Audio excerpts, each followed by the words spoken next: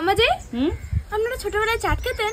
হ্যাঁ মা, কত রকমের চাট খেয়েছি, পেয়ারার চাট, তেঁতুলের চাট। কেন, তোমার চাট খেতে মন যাচ্ছে নাকি?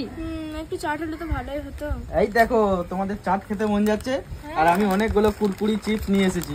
হেভি লাগবে খেতে না এই দিয়ে চাট? চাটটা তো হেভি বানানো যাবে। তাহলে চলো আজকে কুরকুরে চাট বানাই।